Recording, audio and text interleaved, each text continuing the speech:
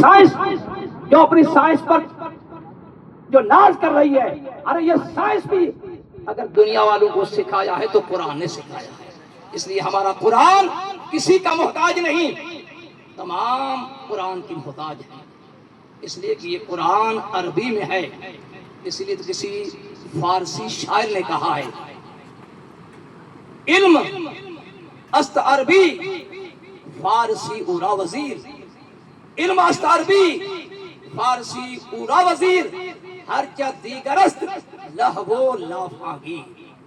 اصل علم جو ہے وہ عربی علم ہے. اس لیے کہ اللہ کے نبی عرب میں پیدا ہوئے، ہمارا قرآن عربی میں ہے، اور جنت والوں کی زبان بھی عربی ہے. دوسرے نمبر پہ اگر کسی کو وقت اور منزلت حاصل ہے تو وہ فارسی ہے. اس کے علاوہ دوسرے جو علوم ہیں وہ سب ان کے تابع ہیں. کہنے کا مقصد یہ ہے کہ جس علم شریعت کے ذریعے جو انسان زندہ ہو گیا وہ انسان کبھی مرے گا نہیں. بظاہر بھلے اس کی روح جسم سے جدا ہو جائے، لیکن یہ علم ایسی چیز ہے جو انسان کو قبر میں حشر تک زندہ رکھے گی، بلکہ حشر کے بعد بھی ہمیشہ ہمیشہ صحیح کامیاب کرنے والا ہے. اس لیے یہ علم ایک انمول دولت ہے. تمام طلباء سے میں گزارش کروں گا کہ وہ آپ اس کی قدر کریں اور صحیح معنی میں اس کی محنت پہ اس کی طرف توجہ دیں. اور علم جو سب سے بڑا ہتھیار ہے پوری دنیا کا مقابلہ کرنے کے لیے، سب سے بڑا جو ہتھیار ہے وہ علم ہے. آخر میں ایک بات مجھے ذہن میں آ گئی، میں عرض کر دیتا ہوں.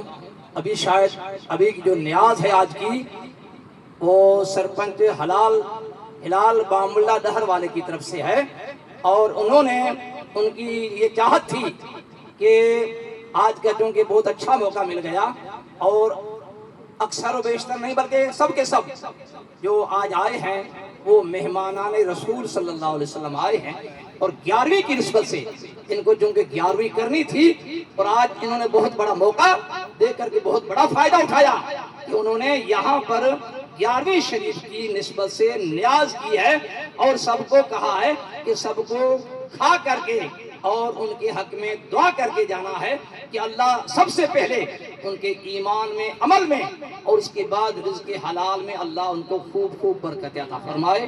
اللہ تعالی ہم سب کو اس محفل پاک میں جو باتیں ہوئی اس پر عمل کرنے کی توفیق عطا فرمائے. میرے بولنے میں کمی ہوئی ہو اور کسی کو تکلیف ہوئی ہو، اللہ کی دربار میں دعا کرتا ہوں اور سب سے معافی مانگتا ہوں.